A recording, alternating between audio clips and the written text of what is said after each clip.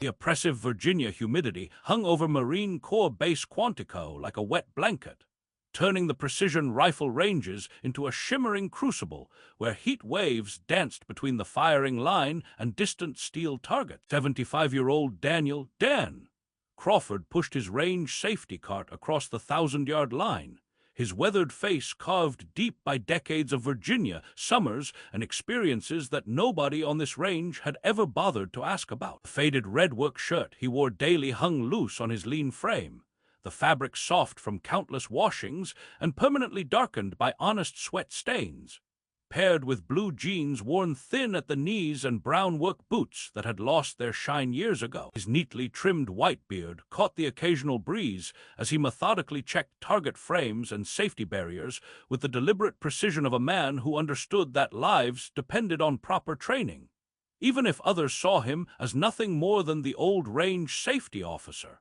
with shaky hands and outdated knowledge. The elite Marine Scout snipers of 2nd Reconnaissance Battalion preparing for their monthly qualification shoot, Dan was simply part of the infrastructure, invisible support personnel who maintained targets and enforced safety protocols, while real warriors honed the deadly craft that separated hunters from prey. He'd been working range safety at Quantico for 12 years since his retirement, and the young snipers saw him as nothing more than a relic from a different era, telling the same tired stories to anyone polite enough to listen. Gunnery Sergeant Marcus Reaper Thompson, 32 years old and built like a coiled spring, led his team of 10 scout snipers onto the range with the quiet confidence that came with confirmed kills in places that didn't exist on official maps. His Desert MARPAT utilities bore the distinctive scout sniper insignia and hog's tooth, and his presence radiated the kind of controlled lethality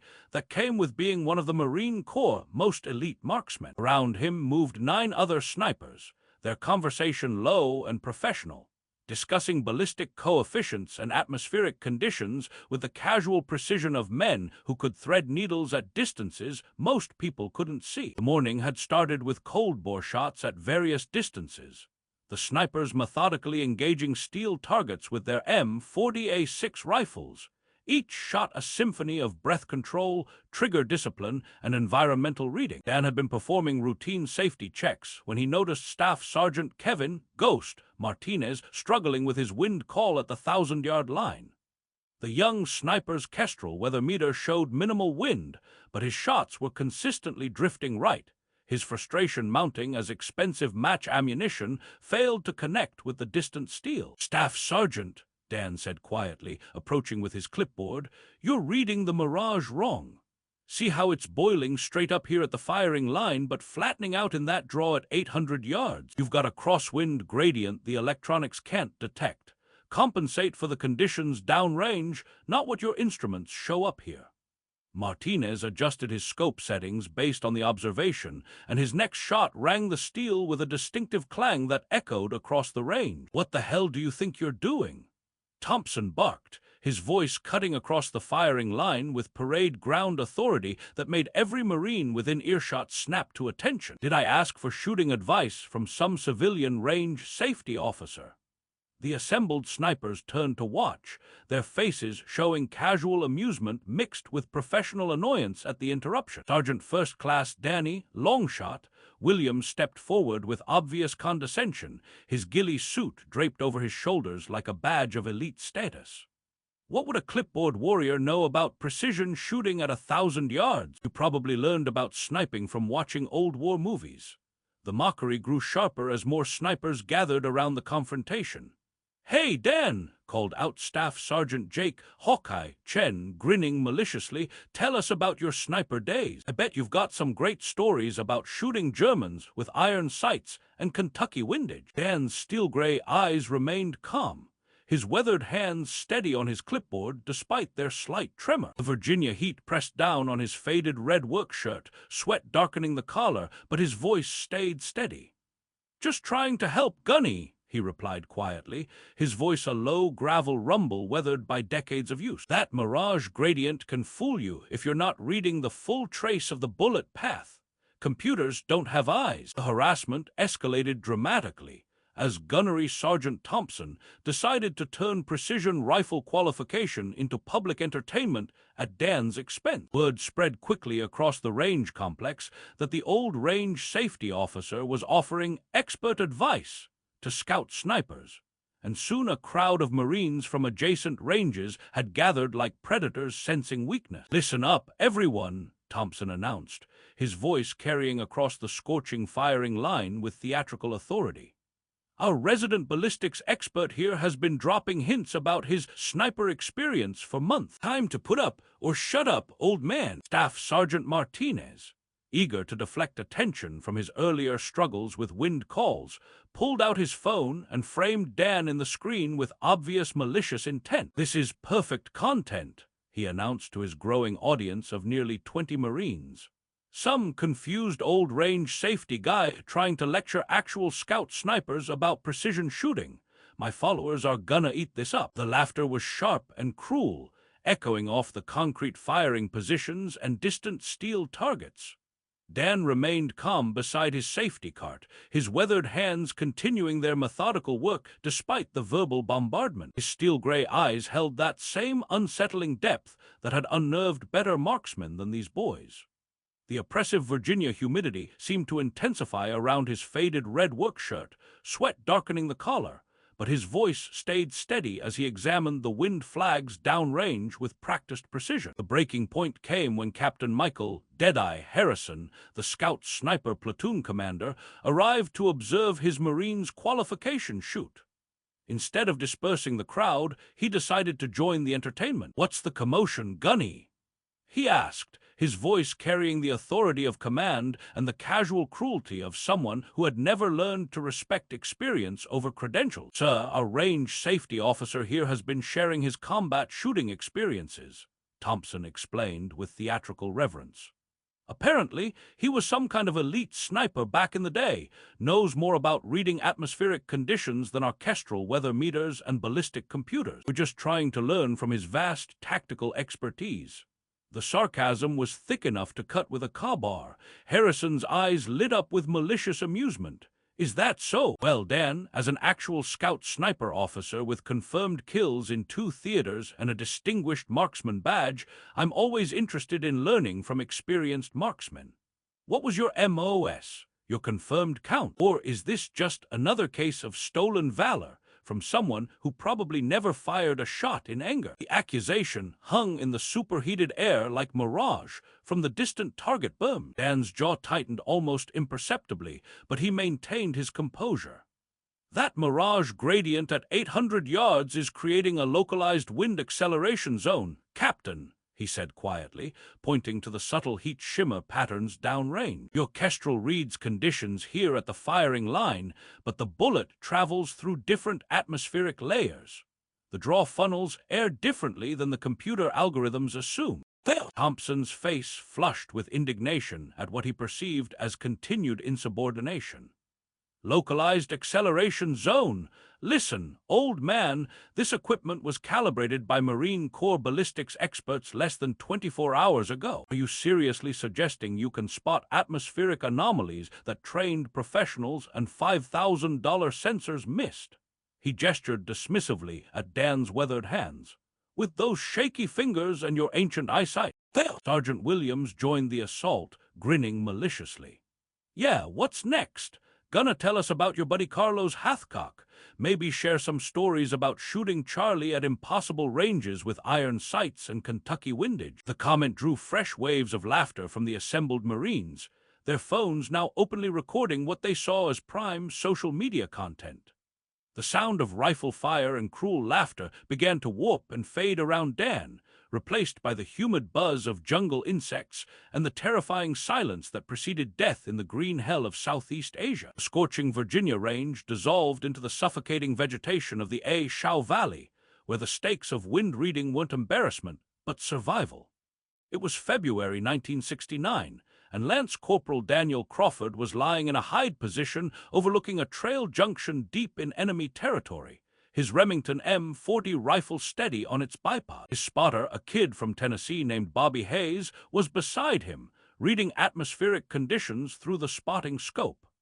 They'd been in position for 36 hours, waiting for a high-value target, an NVA colonel who was coordinating supply movements through the valley that fed the siege of Key San. The morning mirage was doing exactly what Dan had just described to Martinez, boiling straight up at their position, but flattening out in the valley draw where temperature inversions created unpredictable wind gradients that no instrument could measure. Bobby's primitive wind meter showed minimal air movement, but Dan's trained eyes saw something different in the vegetation patterns and heat shimmer traces.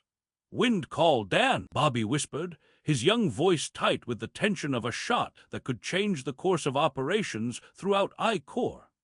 They had one opportunity before the entire valley erupted in chaos and their extraction became a fighting withdrawal. Dan studied the mirage trace across the 700 yards between them and the target area, watching how the heat shimmer behaved at different ranges, reading the story the air itself was telling. "Meter says 2 miles per hour left to right," he replied quietly, his voice barely audible over the jungle sounds. "But that thermal inversion in the draw is creating a right-to-left push at 400 yards, then it crosses back at 600. The bullet's going to ride different air masses on the way downrange." When the NVA colonel appeared on the trail, flanked by security, Dan had one shot before the entire valley knew their position. He made the wind call based on what his eyes told him, not what the instruments showed, compensating for conditions that existed in the bullet's flight path, not at his muzzle. The M40 barked once, the report swallowed by the dense foliage. 700 yards away, the colonel dropped like a puppet with cut strings, his security detail never knowing where death had come from. The memory dissolved as Captain Harrison's voice cut through the Virginia heat, dragging Dan back to the present confrontation. "Are you even listening, old man?" Harrison snarled, stepping closer to Dan's weathered face. "What makes you think you know more about precision engagement than trained Marine scout snipers with confirmed combat kills?" Dan's steel-gray eyes refocused on the young captain, seeing not the arrogant officer before him, but another young marksman who might not understand that the most critical variables couldn't be programmed into computers or learned from ballistic calculators. "Experience, Captain," he replied quietly, his voice carrying the weight of memories and hard-won wisdom earned in places these Marines had only read about. "Sometimes the most important data comes from reading what the instruments can't measure. Wind doesn't flow in straight lines, and mirage tells stories that electronics miss." Captain Harrison's harassment reached a fever pitch as the Virginia heat intensified across the Quantico rifle ranges, transforming what had started as casual mockery into a public tribunal with Dan as the accused. "Listen up, everyone," Harrison announced, his voice echoing across the scorching firing line with theatrical authority that drew Marines from adjacent ranges and observation towers. "A resident ballistics expert here has been telling sniper stories for months, dropping hints about his combat experience. Time for some accountability. I want to see his DD-214, his confirmed kill documentation, his scout sniper credentials, or I want him to admit he's been lying to us all." The crowd swelled to over 30 Marines, snipers, spotters, range cadre, even visiting instructors from the Scout Sniper School, their phones openly recording what they expected to be prime social media content. The exposure of another stolen valor case in the sacred halls where Marine Corps snipers were forged. Gunnery Sergeant Thompson stepped forward with renewed malicious energy, feeding off his captain's vindictive momentum. "Yeah, what's your real story, Dan? Supply clerk who watched the war from a safe distance? Motor pool hero who never left the wire? Or did you just buy that Vietnam veteran cap at a surplus store and decide to play pretend for the rest of your life?" Staff Sergeant Martinez held his phone prominently, framing Dan for his followers with the practiced eye of someone who understood social media engagement. "This is perfect content," he announced. Some confused old range safety guy trying to lecture actual Marine scout snipers about precision shooting. Hashtag stolen valor, hashtag delusional civilian. The laughter grew sharper, meaner, as the crowd fed off each other's cruelty, their professional discipline dissolving into mob mentality. The breaking point came when Harrison issued his ultimatum, his voice dropping to a dangerous whisper that somehow carried to every corner of the gathered crowd. "That's it, Dan. You're done offering shooting advice in my area of operations. Either prove you're who you've been implying you are, or admit you're a fraud and we'll let base security sort this out." He gestured dramatically toward his snipers. "Thompson, Martinez, Williams, escort Mr. Crawford to the Provost Marshal's office. Let's get this stolen valor case documented properly." Dan's weathered hands remained steady on his clipboard despite the verbal bombardment, his steel-gray eyes holding a depth that none of them could understand. The accusation of stolen valor hung in the superheated air like cordite smoke, sharp and poisonous. "Captain," he said quietly, his gravelly voice cutting through the noise, "that mirage gradient at 800 yards is creating a 2-minute Havangal horizontal deviation that your ballistic computer can't account for. Martinez's shots are landing right because he's trusting electronics over environmental reading.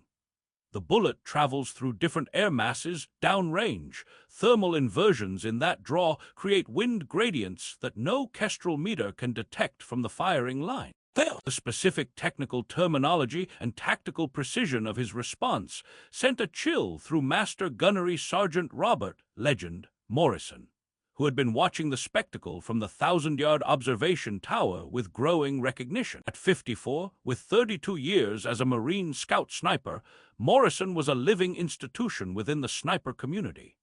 A man whose quiet intensity and legendary fieldcraft had made him the standard against which all other Marine snipers measured themselves. He had trained countless scout snipers who had gone on to become legends in their own right, but rarely had he witnessed such a blatant display of disrespect toward an elder, especially one whose bearing radiated the unmistakable aura of a man who had stalked and killed in the green hell of Vietnam. As Harrison prepared for his final assault, Morrison studied Dan with the analytical precision that had kept him alive through decades of the most dangerous work the Marine Corps offered. The way the old man held himself despite his age, shoulders unconsciously squared in the sniper's crouch, weight balanced on the balls of his feet, ready to move silently.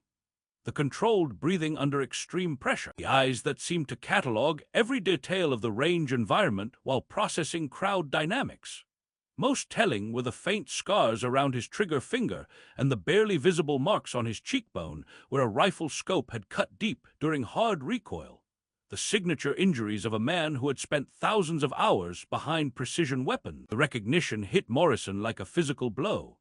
He'd seen that exact combination of bearing, scars, and unshakable calm before in a classified photograph that hung in the Scout Sniper School's Heritage Room, accessible only to qualified Marine snipers. The image showed a young sniper in tiger-stripe camouflage lying in a hide position in dense jungle, his M40 rifle steady on its bipod, his face streaked with camouflage paint, but his eyes holding the same steel-gray intensity that now looked calmly at Captain Harrison's rage. Morrison pulled out his secure phone with hands that trembled slightly, not from age, but from the magnitude of what he was witnessing. He scrolled to a number he rarely used, the direct line to Colonel David Warfighter Chen, the commanding officer of the Scout Sniper School. "This is Chen," came the crisp response. "Sir, Master Guns Morrison at Range 4. I need you here immediately. We have a critical situation involving our range safety officer Daniel Crawford and Captain Harrison's platoon." Morrison's voice was tight with barely controlled emotion.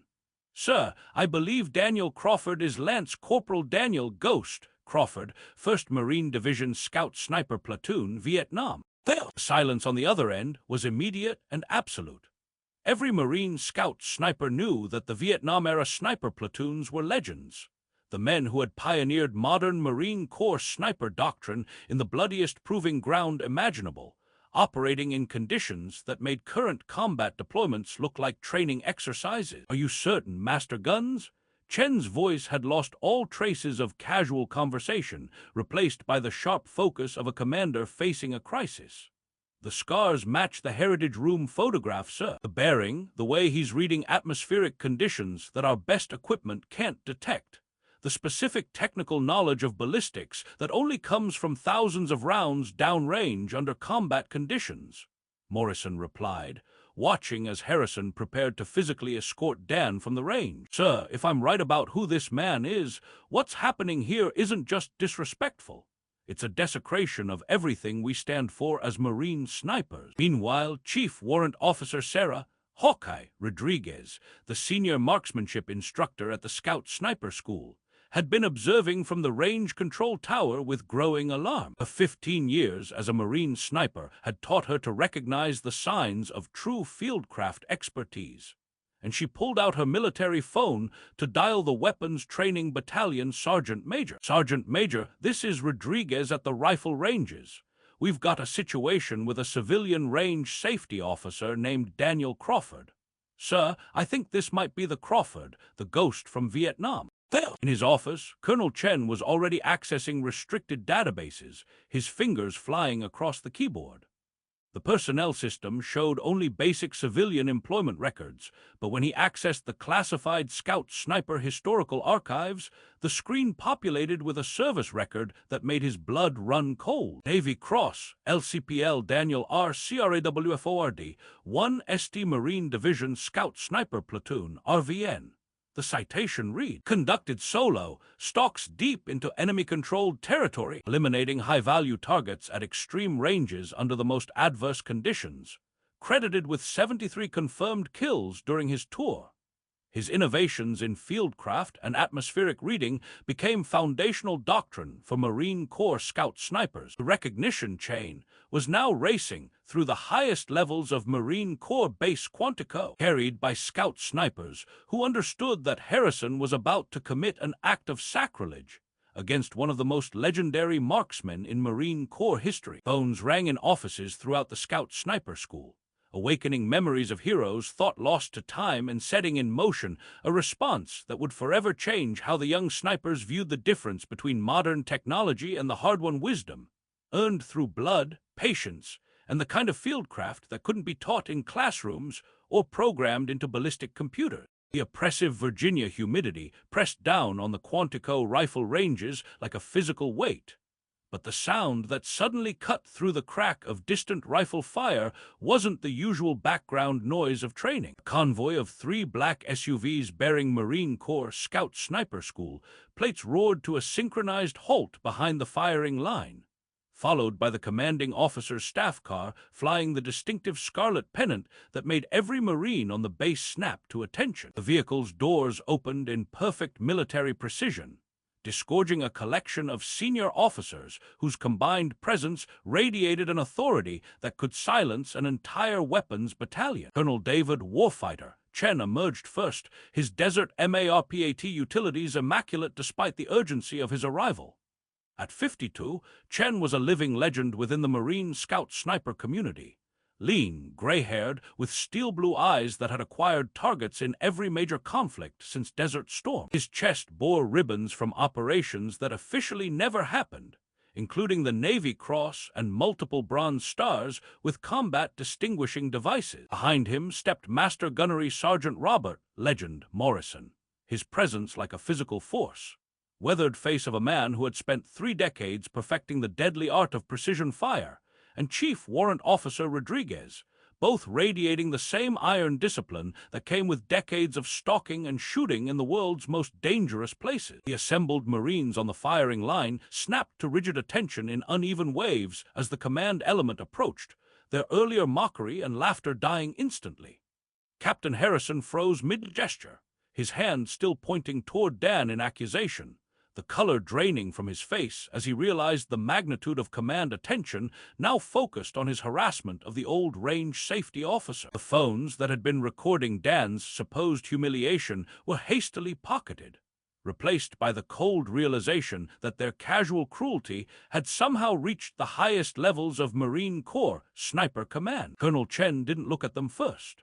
His eyes went straight to the elderly man in the faded red work shirt standing beside a battered safety cart, framed by the distant steel targets and heat shimmer rising from the 1,000-yard line. Dan's weathered hands rested lightly on his clipboard, his steel-gray eyes calm, watching the approach without flinching.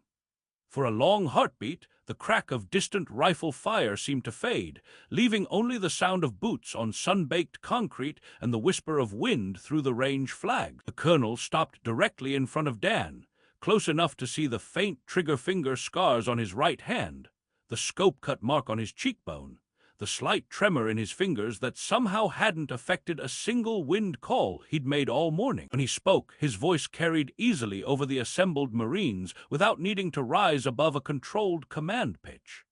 "Mr. Crawford," Chen said, his voice carrying across the silent firing line with resonating authority that seemed to vibrate through the concrete and steel of the range infrastructure. "I need to ask you directly. Are you Lance Corporal Daniel Ghost, Crawford, 1st Marine Division Scout Sniper Platoon, Vietnam, 1968 to 1969? The question hung in the superheated air like smoke from a distant battlefield. Dan's weathered hands stilled on his clipboard, and for a moment something flickered behind his steel-gray eyes, not fear, but the profound weight of memories, of jungle hides and impossible shots, of targets that never knew death was watching from 700 yards away. He straightened slightly, and despite his age and humble work clothes, his posture held the unmistakable bearing of a man who had once moved through enemy territory like a ghost, leaving only confusion and death in his wake. "Was Colonel," Dan replied quietly, his gravelly voice carrying a weight that made every Marine on the firing line lean forward. "Long time ago." There was a slight tightening at the corners of Chen's eyes, the only outward sign of the impact. Then he drew himself to full attention, heels together on the hot concrete, back ramrod straight. His right hand snapped to his brow in a salute so sharp and precise it seemed to cleave the thick Virginia air. "Lance Corporal Crawford," Chen said, his voice resonant and clear. "It is an honor to have you on my ranges, sir." A collective, stunned silence fell over the gathered Marines as the commanding officer of the Scout Sniper School, combat-tested Navy Cross recipient, legend among legends, held that salute, arm locked, eyes locked on the old range safety officer in the faded red shirt. Dan blinked once, then slowly straightened further, his spine remembering what his muscles had never truly forgotten.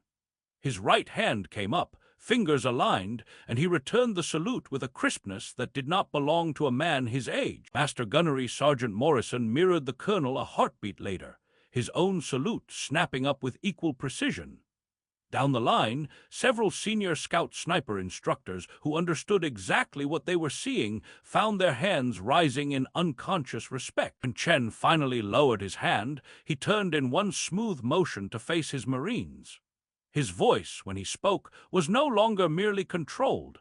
It was edged with a fury that made the humid air feel colder despite the heat. "Marines," he said, his voice filling every corner of the firing line, "you stand in the presence of one of the men who wrote the doctrine you study in Scout Sniper School." Lance Corporal Daniel Ghost Crawford conducted solo reconnaissance and precision engagement operations deep in enemy-controlled territory during the Vietnam War, eliminating high-value targets at extreme ranges under conditions that would break most modern snipers. Captain Harrison's face went from pale to ashen gray as the implications crashed over him like a failed stalk.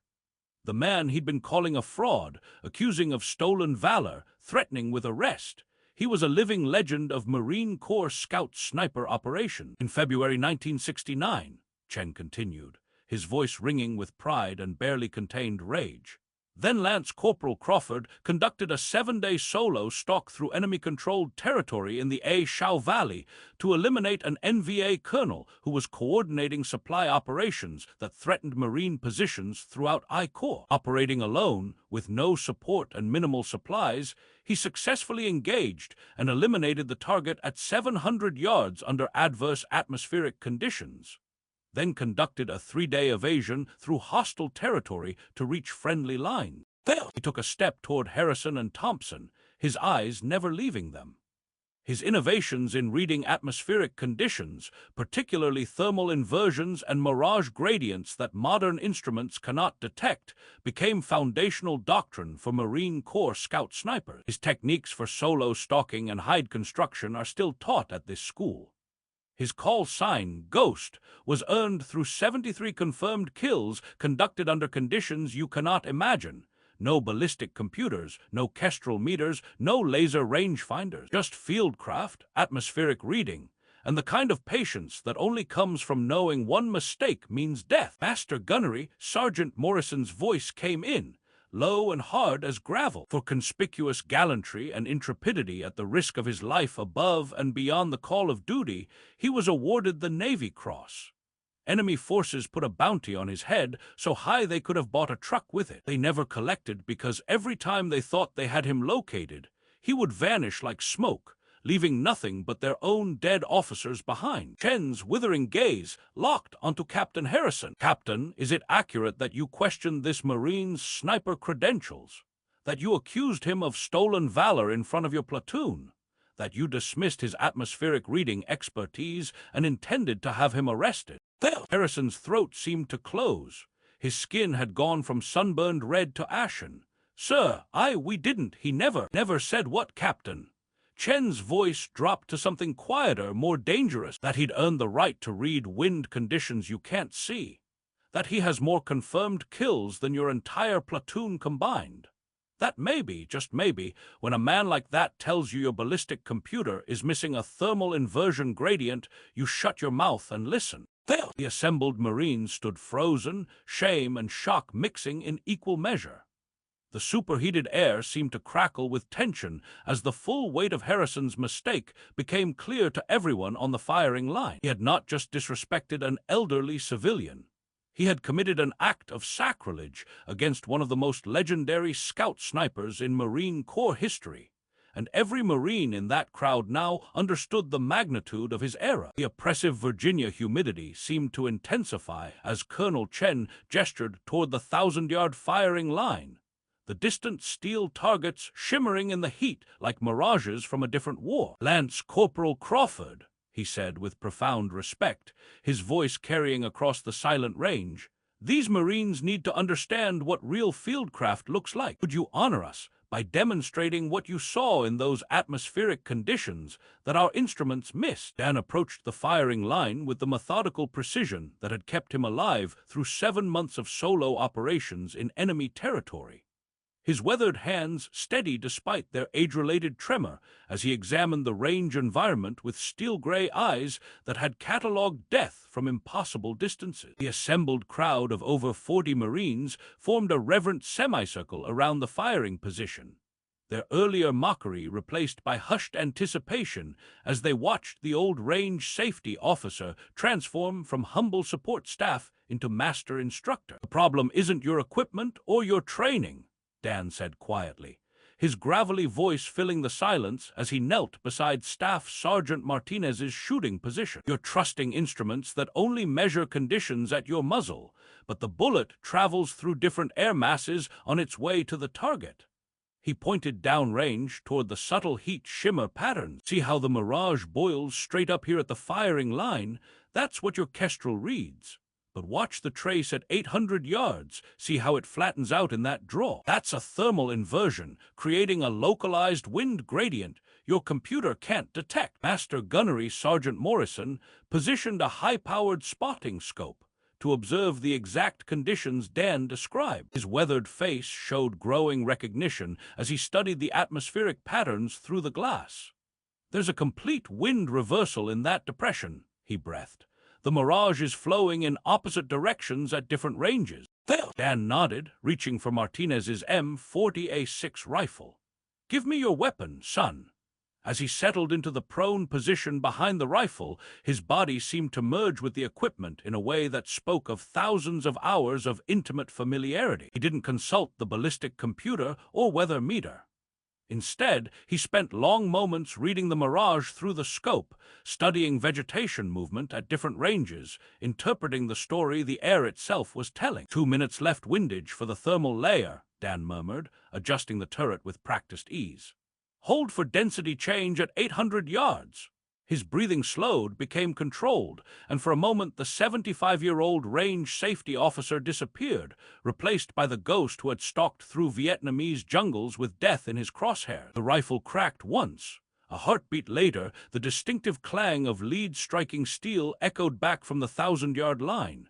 Dan worked the bolt smoothly, settled again, and fired, Another hit, a third shot, completed a group tighter than anything the platoon had achieved all morning. As Dan rose from the shooting mat, he reached into his shirt pocket and pulled out a worn photograph, a black and white image of a young Marine in tiger-striped camouflage lying in a jungle hide position, his M40 rifle steady on its bipod, his face streaked with camouflage paint, but his eyes holding the same steel-gray intensity. Beside him, another young Marine studied targets through primitive optics. "This was taken after the Shao Valley operation," Dan said quietly, his voice weighted with memory. "My spotter was a kid from Tennessee named Bobby Hayes. He wanted to be a high school teacher when he got home." His weathered hands trembled slightly as he held the photograph. Bobby's wind meter showed calm conditions, but I could see in the vegetation patterns that we had crossing thermal layers at different ranges. A shot that eliminated that NVA kernel had to account for air masses our instruments couldn't measure. His voice grew softer, carrying ghosts only he could see. "Bobby didn't make it home, killed by a sniper 3 weeks later because his hide position was compromised. I swore that day I'd never let technology override the fieldcraft that cost him his life." Colonel Chen stepped forward, his expression shifting from professional respect to something approaching reverence. He reached into his own pocket and withdrew 2 items that caught the Virginia sun, a small silver pin shaped like a white feather and a Black Scout sniper hog's tooth necklace. "Lance Corporal Crawford," he said formally. "Gunnery Sergeant Carlos Hathcock recommended you for this white feather pin before his death, but the paperwork was lost in the transition from Vietnam. Master Guns Morrison found it in the archives." Chen carefully pinned the Hathcock commemorative pin to Dan's faded red work shirt, then placed the hog's tooth around his neck. The symbols of Scout sniper excellence were stark against the sun-bleached fabric that had been the target of ridicule moments before. "This represents more than marksmanship," Chen announced to the assembled Marines. "It represents the warrior spirit and tactical excellence that defined Gunny Hathcock and men like Lance Corporal Crawford." Captain Harrison stepped forward, his face ashen with shame. "Lance Corporal Crawford," he said, his voice barely above a whisper, "I owe you an apology I can never adequately make. You were trying to teach my Marines critical fieldcraft, and I mocked you for it. I questioned your honor, your service, your expertise.